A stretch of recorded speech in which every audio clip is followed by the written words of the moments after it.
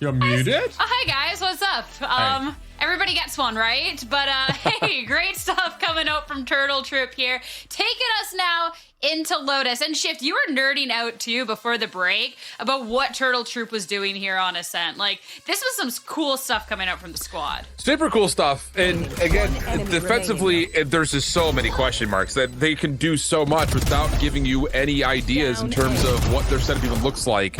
I think it's just one of those situations from the offensive perspective. That's really where I think Troop has to get a lot of credit, because the composition, yeah, it's sick. It's been cooked up, as the kids say. But the thing about it was, offensively, they still put enough pressure on M80 to make these, more one-dimensional approaches still find success. I think I really have to give a lot of credit to Troop for putting focus at the middle of the map, keep M80 from really kind of resulting in putting Killjoy setups that kind of help support the defense on the extremities. It kind of also, forces the dark covers to be spent a little bit more earlier than maybe you would have liked to if you're Xander, to try to help stall out on some of those plays. But hey, I think you really, again, see the strength and composition come really to life there at the end, only dropping, the one even eco round, the force buy in the third round of the second half. But, 7 out of 8 post plants, and then on the other side to not allow more than just 2 spikes to go down. Yeah, that's some crazy stuff there from TTR. This Sentinel composition knows that it doesn't want to really let the attackers into these sites. But when they're attacking, Turtle Troop just waited so often for M80, characteristically, to try and make these little pokes and prods at the extremities of the maps to try and find an early advantage. Also another map where there's no thrifties. There have been 0 thrifties for this entire series, which is something that M80 have often leveraged to really unseat their opponents who start to build up an economic advantage. It's a dream scenario for Turtle Troop. They win the pistol on the attacking round. They get 8 rounds on that attacking side by playing around those aggressive tendencies from M80. And from that point on, the game is absolutely chalked. There's basically 0 way you can come back in with no buffer to speak of as the attackers. The amount of times I saw Xander, getting an A main on the attacking side, having a look around. Is there any util here? Prodding a little bit. Okay, well, I'm not sure. I've got a tripwire, but that's it. And then pulling off the side, and eventually, M80 get filtered into a site that has all of that set up. The deadlock is really hard to play around. Then it wastes time. It buys a lot of time. You've got to stab the bloody wall over and over again. You've got to make your presence very obvious in the middle of the map when Nismo's sort of shooting at it, one bullet after another. I don't think that M80 knew how to play around this comp. I sort of disagree. I don't know if it matters, because defensively there was no answer for M80, but on the defensive side for M80, you got to go back to in mind that the bonus was very significant for Troop in round number 3. They win that. They get the free 4th. M80 kill time on the 5th round. And then after that, Troop have ultimates to deal with and an eco advantage. But the last 3 rounds were pretty indicative, I think, of M80 knowing what they needed to do. It's just that they weren't able to get it into play sooner because of the set of circumstances that came after that round 3, not thrifty, but that round 3 eco round that was kind of a half buy situation. The bonus round that gets won by Troop was a massive one for them, setting themselves up for success in this map. Everything that's happened so far in the series right now, clean slate headed into our 3rd map to figure out who's going to be the first place team here in our Group B, getting those very valuable season points. And now we're going to Lotus. And when we're looking at Lotus, there is a couple of really big key things that we're looking at here. First off, Turtle Troop have played this map every single week. They're familiar with this map. It used to be their first pick, and they kind of strayed away from that, but they're still playing this. As well, Uber, when we're looking at the side of M80, they have a 100% win rate on this map so far in Challengers, but I don't really think that holds the whole story of how it's been going down. No, it's always close for them, even against Winthrop. This is the kind of map where, like we talked about at the start of the show, it's really hard to play off of the site. So you often, put yourself in a situation where you're in a very hectic and chaotic retake attempt here. Paranoia is very, very relevant when it comes to those close range engagements over on these sites. And again, both these teams like to play, the fade in the setup. So clearing things mound and rubble at the start of the round, playing these wide open areas at the extremities, and then having to filter in towards these sites is where a lot of the chaos can sort of go down. Was excellent on this map last time around, I think, for Turtle Troop. That's something well worth pointing out. And M80 defensively have very good protocols. So the defensive rounds almost always go well for them, and that includes their retakes. But this is probably going to be a really scrappy map, I think. And it's pretty hard to call who I expect to come out on top here. This could be M80 getting unseated from that top spot. Yeah, especially when I look at the close calls that M80 have had with this map. I feel like it's been individual clutch moments, like just in the nick of time here. I mean, Nismo's had some moments looking at the squad. It's definitely like it hasn't felt comfortable whatsoever here, Ship. And I feel like when you're going up against a team like Turtle Troop, that maybe those situations are going to be few and far between. So from M80, I need to see like an actual step up, like Lotus more figured out. Yeah, I think especially after last week, I really agree with the Nismo comment. But let's not like forget that Troop is also not comfortable on this map considering their win-loss record, because they're coming off of what they were relying on was a Neon, maybe not finding as much dominance as before, now swapping into a Raze. And yeah, they beat TSM on it, and defensively they looked really, really good. But I also think that TSM looked not so good when they played the map last week. So there is an element where, you know, as much as Troop, I'm sure, is happy to see the map, they're also dealing with a different compositional change in their own right. So there's not a lot of full security or full confidence that you can just immediately throw to one side or the other. I think this is a pretty fair square up. I think this is just who plays and executes better. And, you know, we talked about it in the pre-show. How much will the coach versus not a coach come into play? Like, that could very well be a fun little thread to kind of continue through the series as we get to this map 3. Hey, at least at this point, when we're looking at the coachless Turtle Troop, I mean, the performance that they had on Ascent and being able to carry that momentum over, hopefully we'll be able to do them well, especially to, again, the stakes. First place in Group B. Agent Select is ready. It's time to head over to Lotus. I'll see you two after. Thank you very much, Sarah. Yeah, let's jump in here and talk compositions. Probably don't expect to see huge differences. Again, like these teams, like Nitro prefers to bring the Killjoy in, whereas now it's going to be Ada back on the Cypher, allowing Corey over towards the Raze. And maybe like, you know, the re-inclusion of Raze here might be to synergize better a little bit with some of those early round setups defensively, like sure. with the Fade C's, for example. Either way, when it comes to hitting these sites, you've got a huge amount of utility in order to do so. But I think the lack of Viper here is something worth digging into a little bit more, right? Xander is very strong there. That lurk wall on A almost always pulls one or two players over to that side of the map. That's something that Turtle Troop are going to have to be able to contend with. And also, how will they? Bait rotates themselves when they're attacking without it. Absolutely. And this was something that we talked about last week when they were playing up against TSM with this exact same composition. They were playing up against the exact same composition that M80 has. And what we started to learn very quickly was Corey swapping over from the Neon to the Raze does bring more overall forward early aggression. He was 7-3 in First Bloods last week versus TSM. But the same thing was, you know, giving a lot of credit to Troop with this new comp for them, was that they put Poised out of commission. He was 6-16 with only one First Blood engagement, which he lost. So Troop did a really good job of avoiding TSM's strengths, which was off of the Viper and the Killjoy. At least that's what you would assume based on the composition at hand. So there is this level of, with the double initiator, can you find ways to, again, make life difficult for M80? On the flip side, to paint the picture from M80's perspective, it's the same situation we just talked about in Ascent. You know what you should expect off of a double initiator setup. Can you read and react and have the right playbook in mind as you approach this map from the first round? Again, those one ways over towards C long for M80 means that they have the option to scale into that part of the map, and Turtle Troop have to unravel it. Using that, Horde at the start of the round here for the attackers is going to be quite illuminating, literally, in terms of understanding just how much control M80 are looking to take of that particular extremity. We'll be underway here in just a moment. Lotus, the decider map in the series. Turtle Troop on the attack and already having to contend with that one way. Yeah. And, you know, in terms of how do you mitigate some early double initiator pressure, throw that one way every single round. Force them to have to use the fault line early. Condition. Something of that nature. Exactly. Just keep the chess game, really brewing up.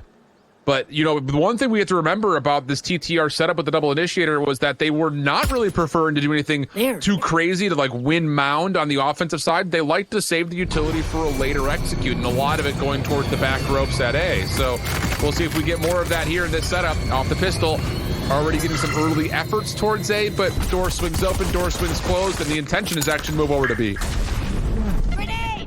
Koala Noob already smoking over towards that A side here, so nobody set up on B initially for M80. Now they have to try and get back in. Flashpoint here forces Nismo into spam and to back up. That angle going to be held solidly by the Omen. Almost a high-low setup. In fact, the Koala's actually able to break that. B-Dog has to back away, and Nismo can capitalize. We did. Playing from outside of the smoke, finds a nice right click there to even it up. Oh, here comes the flood through. Corey had the perfect setup for it, but doesn't quite find the timing. And then the cleanup crew comes through in full force. It's so tough because Corey was in a really good tucked away corner. Maybe a chance to deal with both of those defensive retakes coming over through connector, but just not quite able to lock down the shots. Good response from M80. And them finding success on pistol has been a staple for them, and they will start off map 3 like they had in map number 1 with a win here. That Prowler was nuts from VCJ. Again, like trying to swing that angle is super dangerous because you do have a pseudo high-low setup for the defenders, and they don't have to worry about upper, I think, at that time.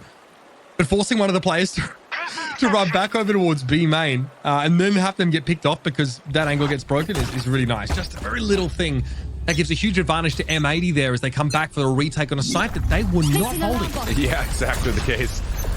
And that is something that, again, against Double Initiator, you just don't necessarily want to put yourself in positions to get connected on by all this opening executable utility. So I would not imagine they change their setup around, like, or at least their mentality around B. I imagine they're going to want to try to play retake more often than not.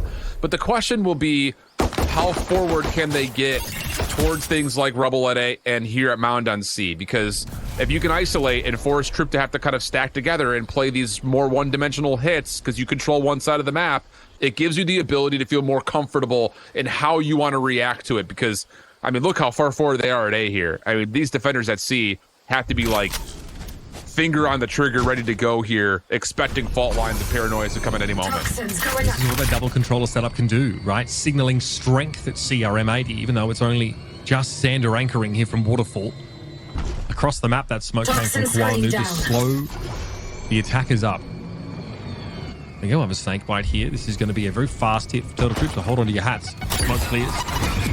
Shells deployed here. Xander caught at one seized. Not going to be able to win that one out, but at least a snake bite found a kill. Corey going to fall to the Viper util. Here's the flashpoint now, the triple swing. Nitro has to hold his ground. Was able to find one here. As the rest of Turtle Troop forced off that sideline by a paranoia. Comes in right now as Nismo now getting the head up towards the site. We are in a post plant. They have to wait for BCJ. He's the only one who has utility left. This Prowler's going to find a lot of intel. Haunt to follow up. That's enough for the go call here for M80. Yeah, perfectly done. Yeah, moment in there, I think, for TTR, they're going to kind of want back because, I mean, they had Nitro completely caught. It was 3 players looking right at him, a little 1v3 situation, but everyone kind of backs away from it, maybe just not trusting that all 3 players are going to swing and face him.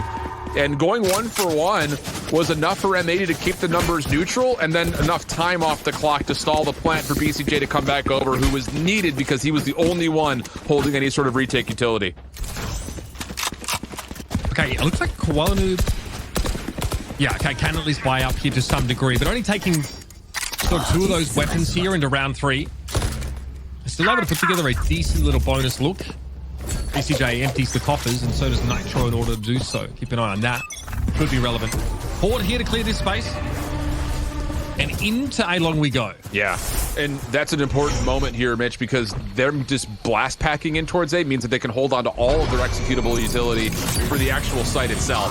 The problem is, again, this defensive Viper's wall is going to cause question marks for Troop on their approach forward. Not as many here just due to the fast nature of them clearing out the backside of stairs. So it's just clearing corners and then walking up, probably behind something like fault lines, flashpoints, paranoias, prowlers. So many tools available for TTR to try to execute. Corey there clears tree. Obviously that position can be reassumed by the defenders though. Bring them down. Stella here hoping to try and keep this Omen of Koala Noob somewhat interested over at Mound, but that doesn't really seem to be a legitimate option for an actual hit. We're going to have Nismo in a position to play off the Tara's contact should there be a push through Baby Door. Bomb grenade Comes the hit. Paint shells towards the back of the site now, and again, Nanostorm immediately thrown out here for Nitro to buy a little bit of time. He'll have to hold the angle though at some point, and Corey just jiggles it. Here comes Weedy to step up, and follow up is very, very good. That's the Killjoy now down, and in tree, Adder's able to stand his ground. Down A. This one finds a little bit of action and gets him to drop here, but kind of gives away the game. BCJ just runs it down. Not a great look. I just don't know why you don't wait for the paranoia to get here with Koala before you make that play. You're not gonna, it's not gonna cost you anything to wait an extra half a second or two to be able to isolate the site with paranoia first before you try to make that retake happen. Maybe they just thought they had better information than they actually was. It looked like they thought that maybe the post plant wasn't going to be anywhere near forward, and maybe we can catch them on the exit from the spike, and then if you collect the kill on the planter, then you could save the paranoia to isolate tree. But yeah, I just, that must have been some sort of miscomm at some point in time there for M80's defense, thinking they could just go to drop, go to ropes, hit that together, and get that space for free, when that was not the case at all. An important round there for Troop as they flip the eco back to their favor. Yeah, it was already a bit of an awkward bonus round for M80 as it was. Has him now on a couple of these better weapons. Beautiful fault line. It's all too easy for Corey. Rip a few heads off now, take full control of A main and force Xander well and truly back onto the site. And that's the power of double initiator that we have come to know over the course of the last year or so. It's just, I know exactly how do you fight against it? Like, you either let it happen and you just give up a lot of space for free, or you try to step into it and hope you avoid the utility.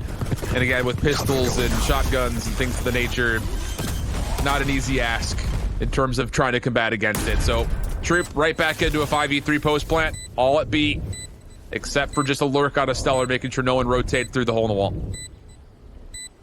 Koala Noob, most likely good for one at best. Adder even checking the right-hand side of that smoke in case he tries to find a way to weasel into B. B-Dog can hold this fault line down now. Maybe not a huge incentive here to press onto this site. Might be more than happy here just being caught in the aftermath. And run it back down to the next round. Yep. There's the fault though. Yeah, you know, and again, just kind of like reflecting back to Troop playing this map versus TSM. Again, they didn't really show us a lot of like the early fault line plays. That's a little expensive, not gonna lie. A couple of kills tallied, but you know, it's a couple of weapon throwaways that you may not have needed to go through. A couple of ultimates get closer to being earned because of those kills, so we'll move on from the point with those things tallied. And that was the thing, is kind of going back to it. Troop didn't really show a lot of early fault line, early paranoia plays towards Mound or towards Rubble. And there were times where TSM were trying to like double blast pack forward through a paranoia of their own, like trying to get that space, trying to earn that space. And M80 have shown us a couple of looks towards C in terms of doing that. You know, this one-way smoke kind of follow-up play, but everything towards the A side of the site has been very passive. As this time around, it will just be kind of an opening haunt and prowler check to combat the early aggression attempt from M80. It feels ill-advised trying to give up so much of that space for free. That's what M80 have been doing outside of, again, like you said, token resistance. Yeah. Over towards Mound. And losing Xander there, that's uncharacteristic. He is just left out in the cold. Of course, we're thinking about applying some B lobby pressure. Leaving Weeded behind. And now with the Cypher sort of set up here, and actually much of this A-long space already cleared. Yeah. You head there. Yeah, and especially with the Viper's wall not being available anymore. So M80 are going to try for something risky. Weeded, unless he looks away, should be able to get at least one, and he gets two. Okay, so that will likely be the round. Koala Noob and Ismo kind of have to give this up, you'd think, just to save the weapons. They're going to try to hold on to B, though. I mean, they made the right prediction that Troop love to do this when they've got numbers, but no real way to contest it. And another really clean round. This one is any flawless for Troop coming out, and they're starting to really build some momentum following up after the pistol loss. Yeah, I mean, and another one here, potentially, basically coming up. As M80 sort of able to buy into that round, but just lose a ton of players again on a lot of this early action. Trying to send two players out of B right, it kind of makes sense, but it's the kind of thing that was very punished very heavily by Turtle Troop on Ascent. M80 being read really, really well and actually struggling to come up with a way to get info, to be relevant across the map here without offering up these early kills, because there's so much of this utility off the rip that punishes positioning like what Xander and Nitro could have taken towards Mound. Yeah. And it's one of those things, too, we talked about it in a couple of maps previously. Like, M80 don't like to sit back, but they may have to. Like, if they want to try to deal with this. Nightfall out. Rocket could potentially come through as the showstopper from Corey if he wants it, which he does. Oh, that's not the cleanest of approaches, but it gets him over the top of Poison Cloud. And Xander, once again, the early drop leaves Nitro by himself. Into the site we go. Pretty straightforward stuff from here on out. M80 just don't have the weaponry to offer more than a token resistance here. Nice paranoia. But that's all she wrote there for that particular round. Yeah. To go back to your earlier point about M80 maybe playing a little bit more anchored, a little bit more cautious at the start of these rounds. It's a 3-site map with, you know, huge open spaces there at A and C log respectively. It feels like you're cutting your arm off here if you don't at some point try and get a read on these areas of the map and try and pinpoint where the attackers are coming from, because it's just so hard to pick the right side to stack if you're going to sit back. Right, and that is again a byproduct of the choice, right? Like it's really tough to play up against double initiator on this map. It really is. And there have been good options over the last year in terms of how you do that. This one way in particular is part of it. Operator's another element that you could throw into the mix to, again, isolate one side of the map over the other. But I think inherently what we've largely seen in terms of countering the double initiator is being able to trust how you gather the information in the mid round, because B, as much as it is a third site, really isn't an option unless it's a rotated one, unless you rotate back to it. It's just too messy to try to execute and look for a 5v multiple on top of site. So it looks like M80 are kind of just using that as a chance to trust their A setup. Hit on the way. That's just a little count your blessings moment for Nitro. And M80 for one of the first times this half is going to have a numbers advantage early in the round. And they're doing what you suggested. None of that early aggression. Off your feet! Nitro getting a bit of a freebie there is a huge boon, but can they convert off of it? Corey already gets himself up onto upper A. Falls back at least by the snake bite here. We'll have a post plant. More players to rely on now for Turtle Troop. You'll notice that 2 are distributed over towards the tree, 1 upstairs as well. This has to be a quick hit for M80 now, but the siege is going to make that impossible. Yeah, really well done. Nightfall to follow. That should be at least 1 isolated kill, and the showstopper not needed. But look at the post-plant setup. You still have a lot of tools available here, including a flash and an aftershock. Xander's going to have to try to hop this, but the aftershock's going to come through. Flash to follow. We did try to play off the contact, but P-Dog kind of whips on it. So now it's just down to Weeded inside the dark cover, and he can only spam so much down. Retake successful for M80. The siege was fantastic there, but I don't think Stella had the option to get off the site before the lockdown came in. So he's forced to just take a dry swing and try and fight towards heaven. And Weeded looked as if he was going to push upstairs and actually, you know, have a bit of a late reflank angle at upper A, but I think it was actually Nitro who turned around to check that, and Weeded was forced right on back. So Turtle Troop had very little option there in that post plot. Yeah, it's again one of those moments that there is a little bit of just like the answer, the proof of the pudding kind of comes through of what the gunfights looked like, because yeah, Weeded was kind of stranded, but B-Dog nearly had the bailout tactic. And I will say for M80, just, you know, crossing their T's, dotting their I's, and making sure they do kind of re-clear that top A position like you called out with everything. It's expensive, but it works out nicely. And now you've got Viper's Pit to be called. Kind of negates the Prowler in a way. There's also an alarm bot to throw a little bit more of an arsenal in towards this Viper's Pit.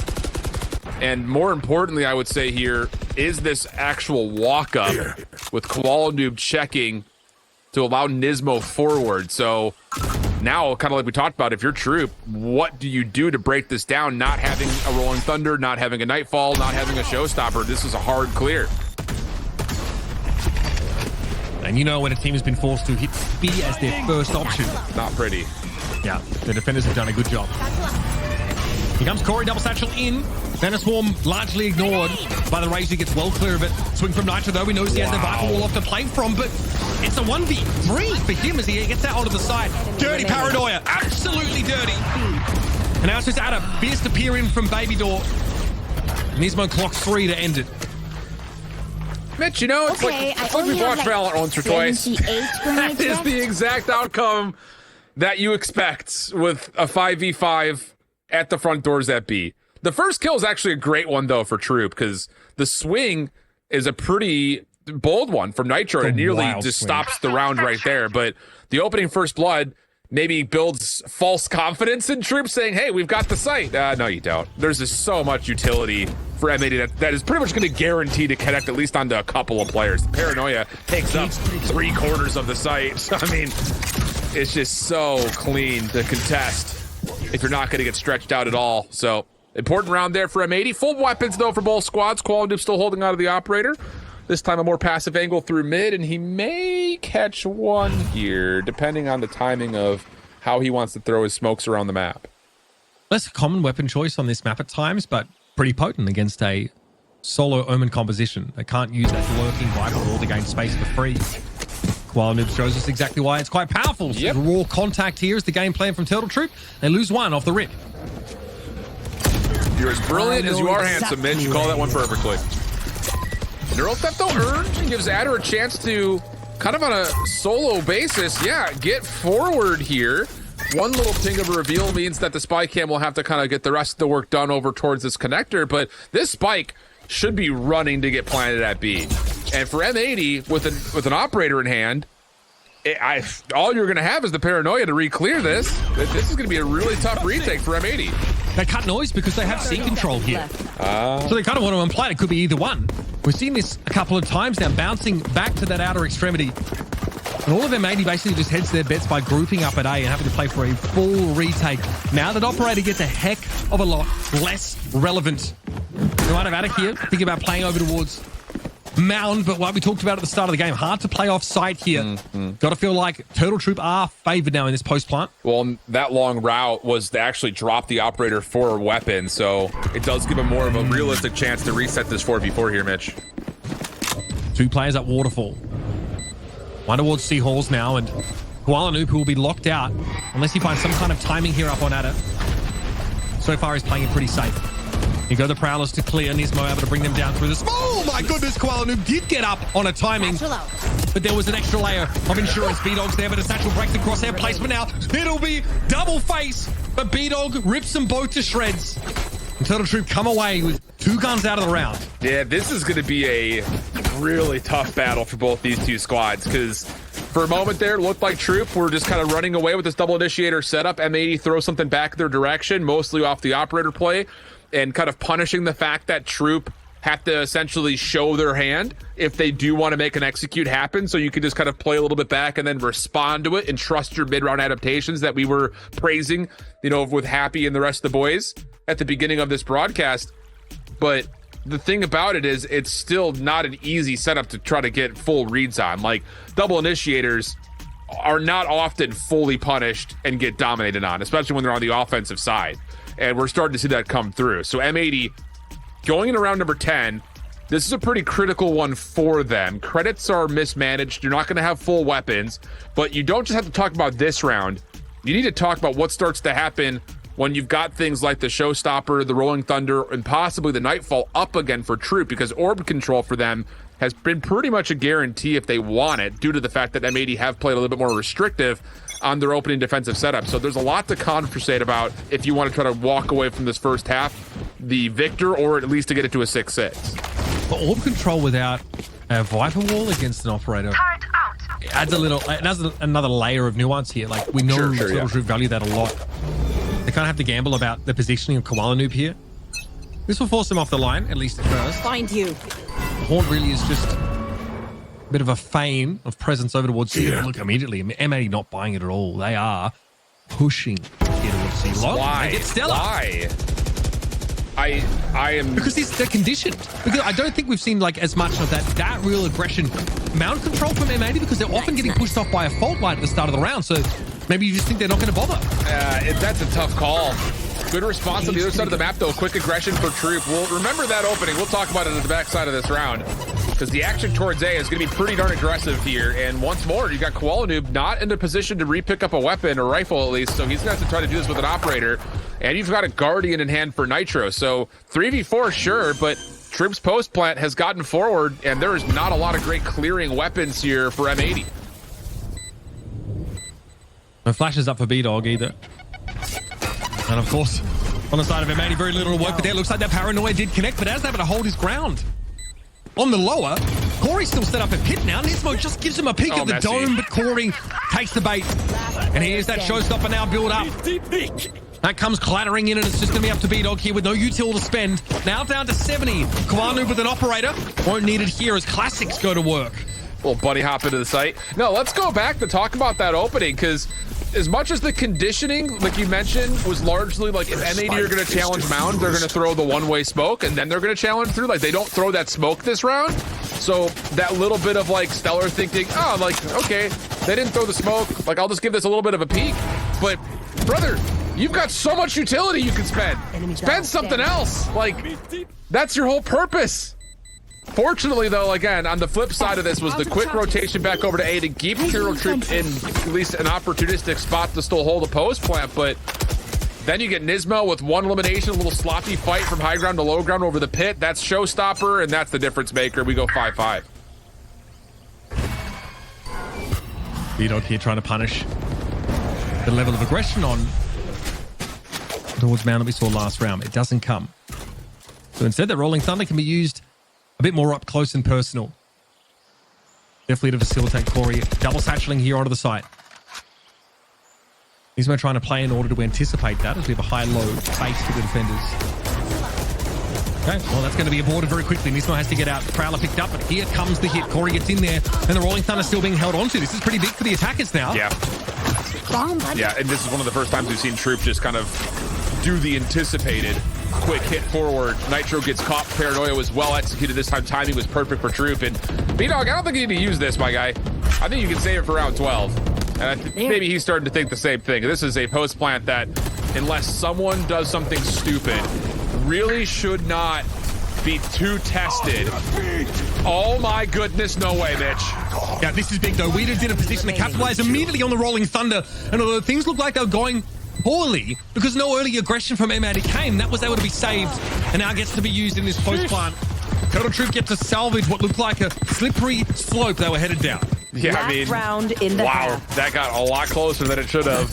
And that's a key tool off the table going into this next round. It won't hurt too much because you do still have the Nightfall and you're close to a showstopper, but I imagine that Troop would have loved the guaranteed 12th round by being able to hold on to it, but M80 don't roll over, my friend. They never do.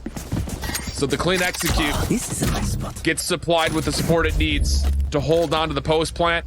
And now you've got Stingers, 2 Stingers, Bulldog, 2 Vandals, and a Nightfall here for M80, who will not have much of an option in terms of contesting against this A hit, but they do get a lot of clearance early through C with even, this is the first time we've seen this, Prowler through plus a step through from 2 members on the defense for M80. Corey now going to move through tree, but those nanoswarms could be an issue. Corey might have to wait these out. Frustrating. Satchel's into the site, sees absolutely nothing. Knows approximately where Nitro is because of that Nightfall and gets a good chunk of damage. But M80 play off the site here with 2 players on the backstab. But it may not matter. Xander comes in, able to find one with the Stinger. That's decent value for this kind of round. And Adam knows what's coming, but he can't do anything about it. The Bulldog bites hard from BCJ. Now at 3 up, B-Dog able to bring Koala Noob down. And Weeded was entrenched, waiting for this pressure from A-Long. Wow. The commitment and discipline from Weeded. I mean, the Trapwire reveals the play, and it kind of alerts the post plant. Well, not even the post plant, but it alerts the offense that it's not safe to plant. And it was Weeded alongside Adder that were still kind of behind the play, looking to have their post plant largely set up towards A-Long. But as soon as the action from the front starts to come through, I think a lot of people in Weeded's shoes would have been like, I gotta go help get this spike planted. But the read was good that there were multiple players off the flank. Maybe Adder, he did probably see both of them on the challenge from A-Long, and that's enough for Weeded to trust his teammates that they can hold up for the front, because as soon as Xander starts to get these eliminations, you start to think, whoa, we may need Weeded to start helping us get this spike planted, but good discipline there, and a 7-5 half for Troop. I mean, not just that, like that Xander pop there did catch an off timing, but also like a paint shield from heaven, I think, from Nismo, managed to find a kill on the site. That's still, Weeded is able to hold his nerve and his ground. It's 16-9, just quietly having another great game here on Lotus. Yeah. But here we see the difference now in terms of these comps, right? So we want to see what Viper really offers M80. This is a great chance for Xander as well to find a way to have more of an impact on this game. Tech pause here for Turtle Troop. Maybe a spilt beverage. Maybe something else here is... Again, Corey and Co have done very, very well, man. This is a team that obviously does not currently feature a coach, but they put themselves in a position where they're asking the questions more often than having to answer them themselves. Yeah. And just to speak to it, Mitch, I'm not that much of a betting man, but I would bet the house it has to do with Weeded. Has not moved a muscle. He's just stoic, mate. He's absolutely dialed in. have to imagine the tech pause had to do something with him probably disconnecting, I guess. But no, I mean, you're right. I mean, there's so many cool storylines built around this series. You know, from the zoomed out perspective, it is a battle for first in the group. Some very coveted points. But, you know, like we were framing up at the pre-show of Sierra, there was also the conversation about M80 giving a lot of praise to Happy, and that may have been what took them the extra step towards domination, you know, kind of getting over the hurdle of what may have been a bother for them last year versus the Guard, and what was a very heated rivalry between the two of them. But, you know, the same thing can be told here for Troop. For a team that goes quote-unquote uncoached outside of the advice and constructive criticism they probably share between each other, they have found a ton of advantages and a lot of opportunities to not just stay in the conversation, they can take it over. And what a becoming that would be, considering what this, you know, team, we'll call it org, you know, kind of had facing them last season, kind of, you know, out of the picture throughout all of Challengers. Now a chance to be top of their group. 2 rounds to the better for Turtle Troop after a pretty compelling attack side. Xander was able to make use of the lurk wall, but Corey's just able to tuck into that same corner. We did make use of it just the prior round. And that obviously, this is a very annoying cam to get rid of. It's very easy to play off the contact here. Yeah. You have to look directly up to get it. This is going to be a nuisance. And this is too slow for M80. The rotation's already in here for B-Dog. So not the only the intel. Now you got all the utility to come back through this. No! Not like that! Okay. Oh, okay. M80 survive with more members, but not a ton of health here. And you've got full supply of stellar utility to try to retake this. Spike down. That's why you switch back to the Rays off the Neon in this comp. You can put together plays like that. Corey gets another one, of course, gets it back and sends it straight up Koala Noob's nose. Too slow from M80. I mean, as much as you get caught over towards A, hey, there's 2 players here. You're getting kind of baited by the player jumping around a tree. So you know someone's there. Another guy at the connector that would have to rotate either through B or long through stairs. Take your 4v2 and run onto site. I'm not really sure what M80 were waiting for right there. Maybe they're just, again, too much caution towards the Cypher setup. But I think you just got to run through, use your executable utility, and just take your 4v2 and pistols. That is going to hurt. That is absolutely devastating. Paint shells here for Corey. We'll actually find a little bit of incidental damage, as it turns out, and he's moved down to 52. I'm not even sure if that was paired with a C's there. Unclear. Either way, M80 now a little battered after the lurking engagement. Have to just contact through the vital wall. That goes about the way we expected it to. My goodness, Corey is on one now. Sharpest attack, and BCJ is forced to serve himself up as a tasty morsel. First for the Prowler, then for Stella. What is it with people stealing away guaranteed aces this series? Should be punishable by crime. Yeah. I want to see the people putting the stocks for this. I'm saying.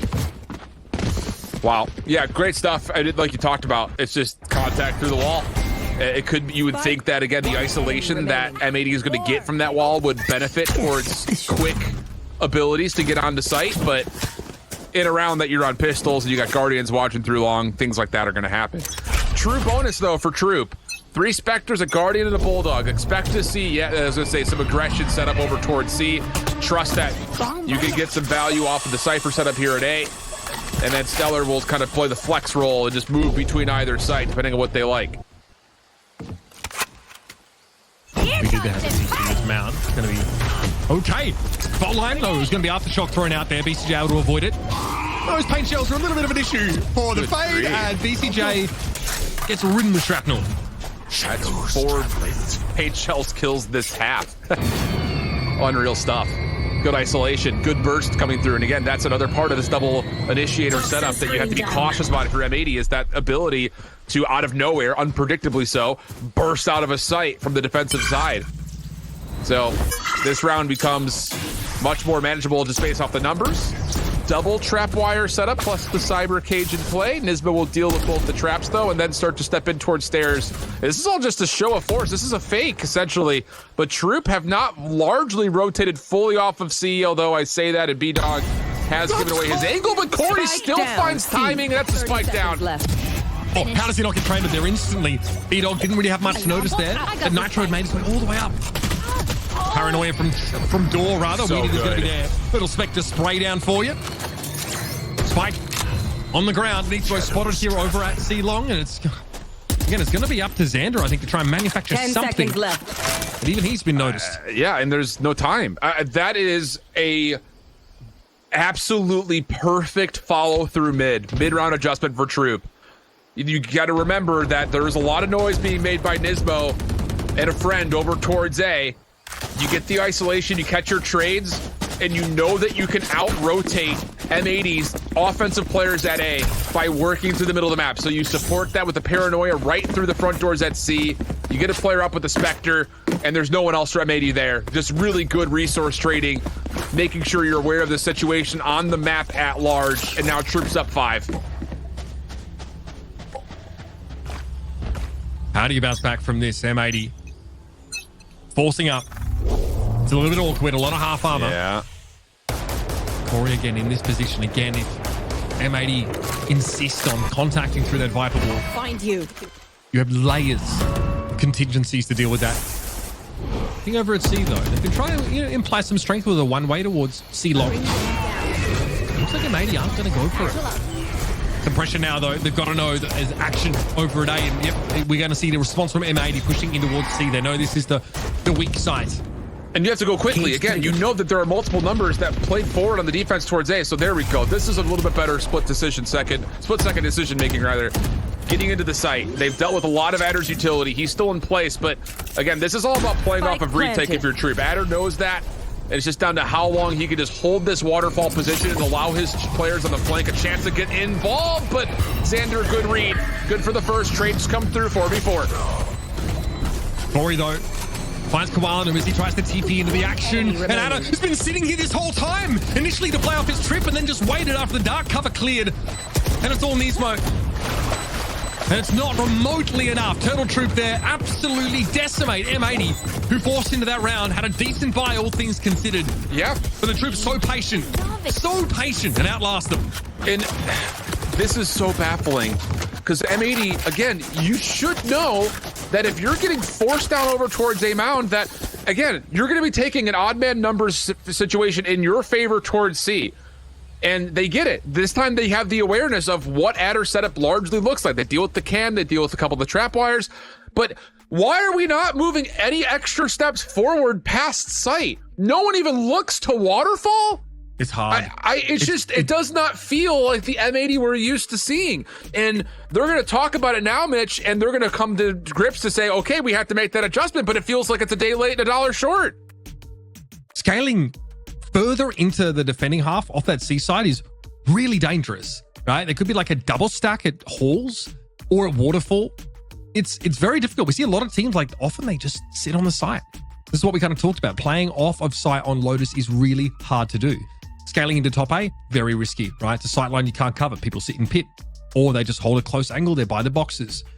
That's the challenge here. Like, there's not a great way to do it. And there's the constant threat, of course, of there being a backstab, which is what we actually saw happen. At that point, you definitely, like, what, you're going to try and push into C Halls and maybe just get ruined by like a double face or something like that. It's hard. Yeah. And that's what Turtle Troops are exploiting.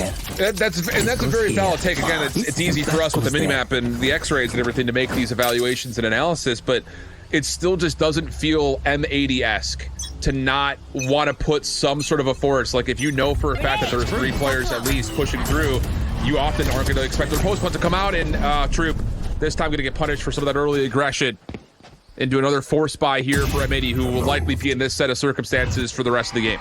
Is this M80 here on defense? My goodness. Yeah, true. I like that. Little look up there by We Did Early. That also sets himself up to be pretty annoying from Door there. To flash himself out in case there's too much lingering outside of C. So you're herding now the attackers into this very heavily utility-covered A site. And Adder in position at stairs. And I love this idea in terms of, like, again, use what your composition allows for free, and for Xander that is just this wall. Nightfall will also give a little bit of extra support here, but there's still, again, double cyber cages, double trap wires, and like Adder just does not have to leave the site really. Good snake bite to kind of keep him pinned down and towards this back gap, but M80 just can't step into this yet, and Adder may catch more timing here again. Look at the reveal on the flip side. Come on! Well, that's devastating. M80 are in. Well, they're on the proverbial without a paddle. Match point. Look at his money. That completely fell apart. Your boy Adder was on the cams constantly. And then the setup there behind the by the horn gave them all the info they needed and the timing on the. I mean, Alan, they knew there was a player, or they suspected heavily the one was towards drop. They snake bited it, right? That's not going to stop Adder from waiting it out, swinging and stopping the plant. Yeah, and that's again, it just feels like a couple of misguided moments for M80. I mean, this is a long string of troop rounds in a row.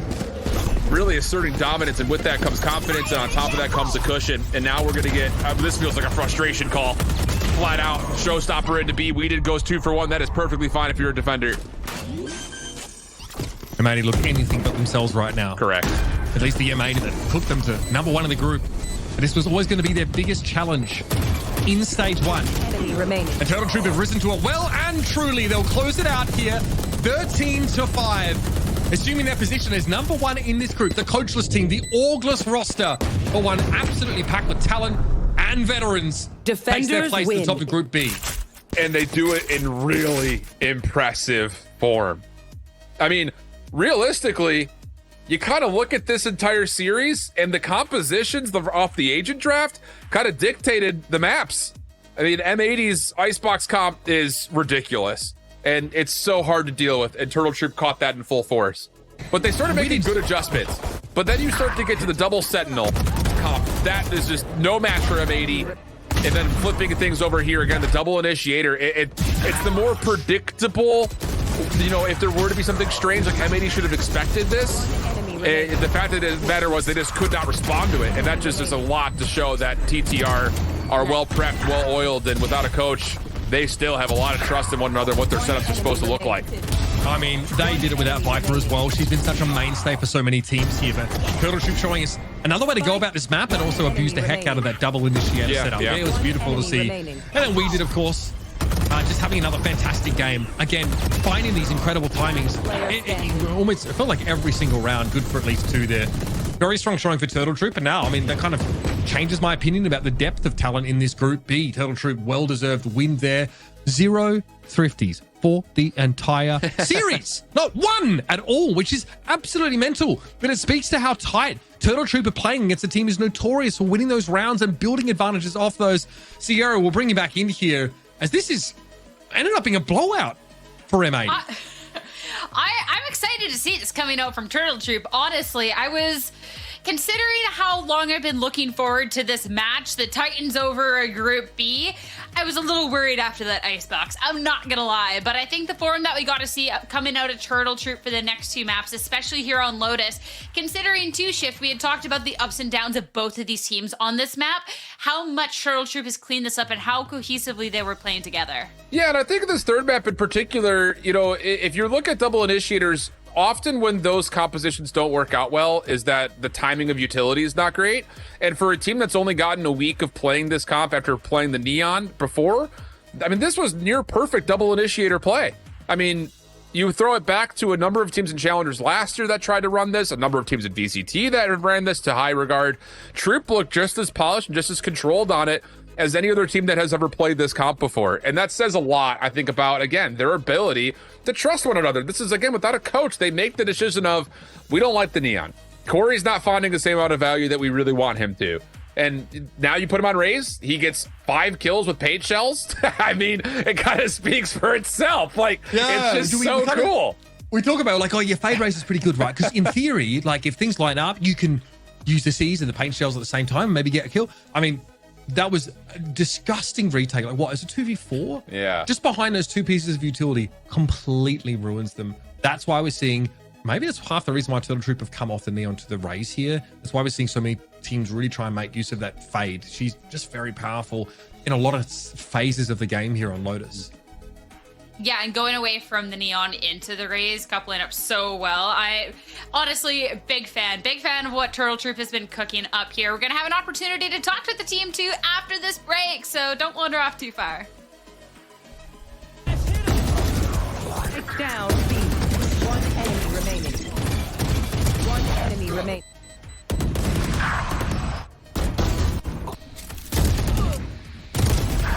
Spike down A. Spike down B. Come to my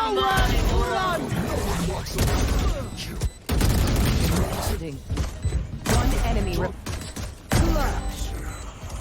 One enemy remaining. Stand by. One. Going again.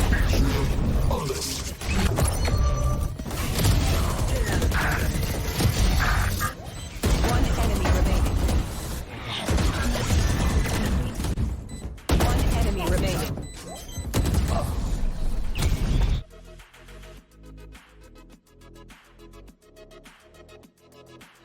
One enemy remaining. Yep.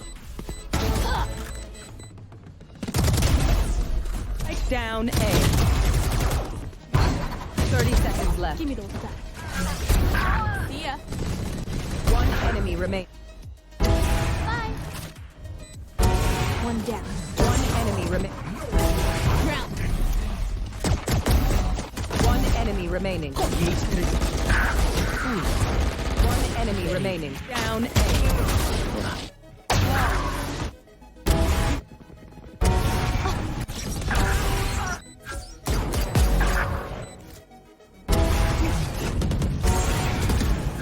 One enemy remaining. Defenders win.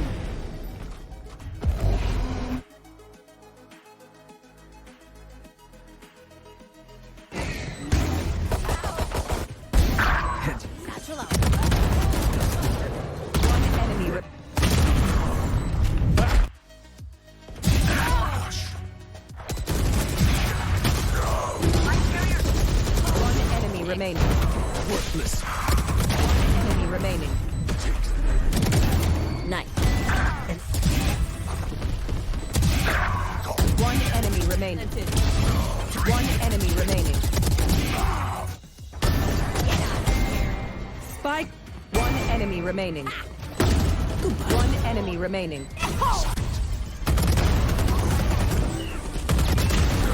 Last player standing.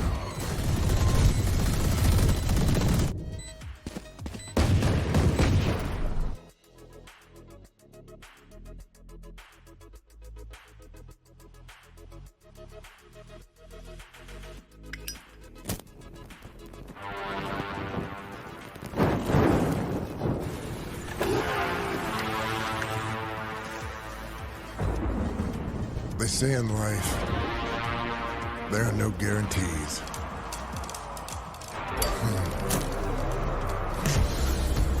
They say a lot of stuff like that. Slow it down. Play it safe. Hedge your bets.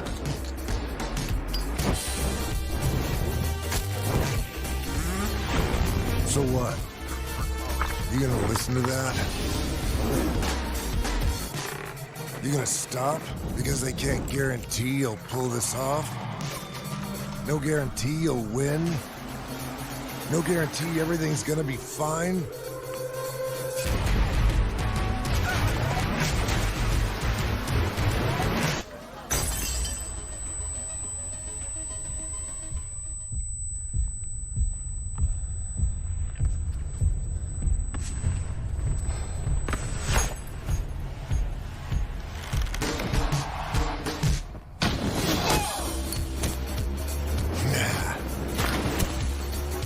In life, you make your own guarantees. Nobody else will light your way. Start your own fire and keep it burning. And we guarantee you'll have one hell of a lifetime. And a highly anticipated match here in Group B for that #1 spot, and it's going to be Turtle Troop coming out on top over M80 in a 2-1 fashion. And on the line, I'm going to talk to Weeded a little bit more about it. I have to first off say congratulations on the win. I mean, first place in the group, you got the 10 circuit points. How does it feel? Feels amazing, honestly. We went into it knowing that we were the best team in that group. I mean, shout out to M80. They're still looking like a well-oiled machine, but we definitely think that we're better than them, and we came into the game knowing that.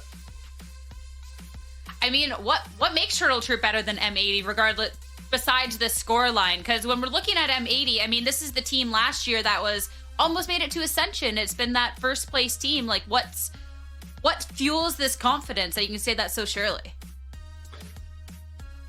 I think we have an advantage in that we are run by the players. Like, we have no coach.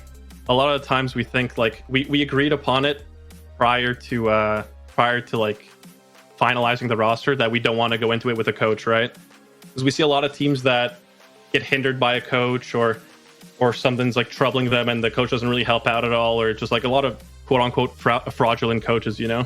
And we came into it thinking that if we run it the way we want to play it, we have a set system put in place by Stellar, and we play it the way he wants to play, that we're going to go into it and we're going to all agree upon it and we're going to win it with ease. That's so interesting, because something that we talked about a lot actually going into this series was, oh, M80 has this wonderful coach, and when we're looking at Turtle Troop, like, is this going to be holding them back?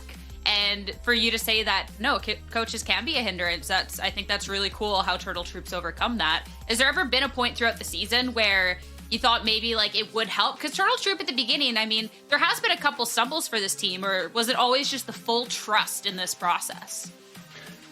We always trusted the process. We lost to Winthrop, and I think that was a really, really needed loss. I was struggling a lot on the roles, like the way I was playing my role, and Stellar came in huge and helped me out and tried to fix like our issues, and that's honestly just what we needed. We just needed to all be on the same page, and obviously you see that we are. Like, it's working out really well for us, and there was never a point where, even after we lost to Winthrop, there was never a point where we're like, okay, this is too hard, we need to pick up a coach, or we're struggling right now, maybe a coach would help. I always like throw in like coaches that are LFT in the chat just in case like Stellar gets tired of like grinding hard and, you know, leading the team, but it's always denied, and I'm glad it is, because I think we're doing really well with that one.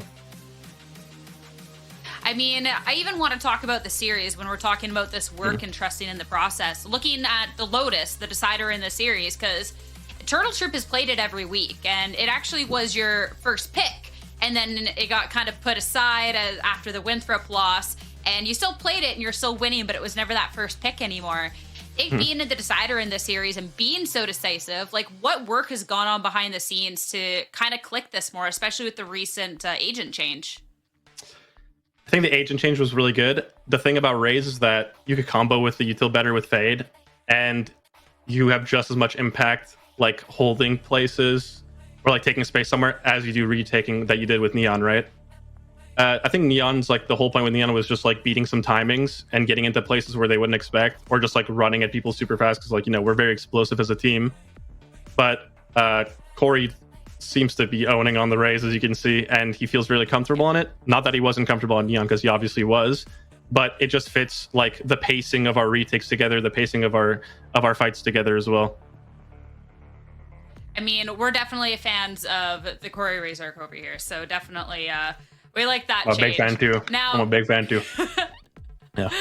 Now we're looking ahead at this mid-season cup. You said undeniably here in Group B you felt Turtle Troop was the best. How are you feeling kind of stacked up against the whole field and kind of the future going on forward in Challengers? Well, unfortunately, I won't be here for mid-season cup because I had to do I had a flight scheduled for that exact weekend. So unfortunately, I won't be there, but our 6-man Silence is going to be filling in for us, and I'm super confident that Silence could slot right in and just own and tear it apart, you know? So I'll be back in Split 2. I'll be back and ready for that as well. Grind just as hard with the team, you know? I mean, your presence is definitely going to be missed out there. I'm excited to see 6-man, and definitely safe travels for you. Congratulations. We did again on this win. I'll let you go celebrate with the team, all right? All right. Thank you so much. Have a good one. Thanks, you too. All right, first place over in Group B. It is decided. It is Turtle Troop, but still so much on the line in our next series. The Glazers going up against Winthrop University has 4 teams' fates left up in the air, and we'll get to find out soon. More after this break.